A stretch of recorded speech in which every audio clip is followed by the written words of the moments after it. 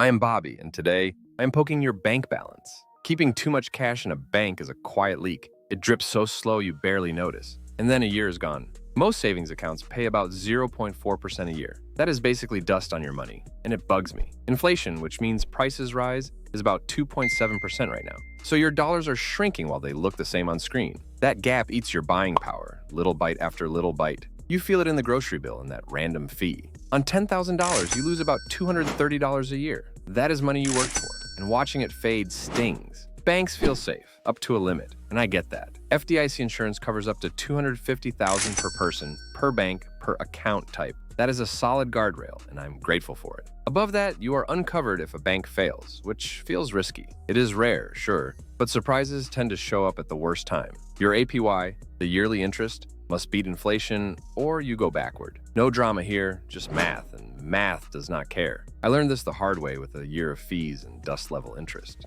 I felt mad and honestly a little embarrassed because I thought I was careful. So I built a simple, clear target for cash that I can actually follow. Keep what you need for spending and shocks and sleep a bit better. Move the rest to better spots, nothing exotic, just smarter parking. I'm not a bank hater, I just like my money awake. If you like money talk and receipts, please subscribe and hang with me. We will keep it plain, real, and useful without fluff or shame. Want the exact amount to keep without fear? Okay, let us set your cash job list and make it simple. Cash has only 3 jobs, and anything else is clutter. Daily spending. Bills due soon. Real emergencies. Checking is for daily spending, the swipe and go money. A savings account is for the other 2, safe and separate. I keep a floor of 1 month of take-home pay and checking. That is my calm number, so autopay does not scare me. Your emergency fund lives in a high-yield savings account, not in checking. A high-yield savings account is a bank savings account with higher interest. It is still boring, which is perfect, but it pays better. Aim for 3 to 12 months of expenses there, based on risk and life. Fewer months if your job is very steady and you have support around you. More months if you are self-employed, have kids, or face medical bills often. FDIC insurance covers $250,000 per person, per bank, per account type. NCUA gives the same limit at credit unions, which keeps it clean. If you are near that limit, spread to another bank to stay covered. No hero points for crossing the cap, just silent risk, so do not. Add goal buckets for money you will spend within 18 months, like a home down payment. Label them so you do not confuse rent with a wedding fund. Your real monthly spend after tax right now is the anchor we will use. Track it for a month or pull it from last month's statement. Next, we move extra cash to better paying, but still safe spots today. What is your real monthly spend after tax right now?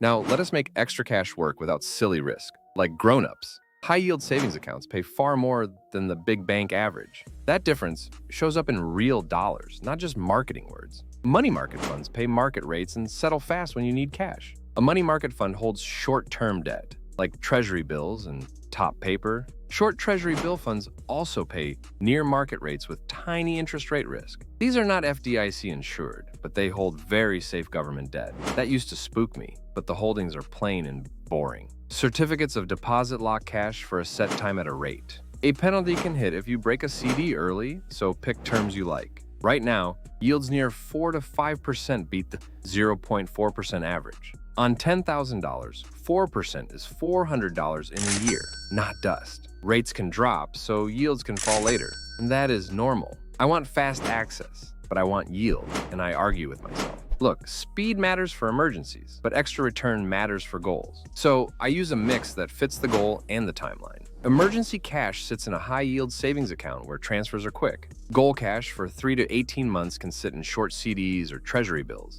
That trades a bit of flexibility for a bit more reward, which feels fair. Pick the trade-off that fits you today, not the internet's favorite. Next, I share my simple steps, and they take minutes to set up. Which trade-off would you pick today?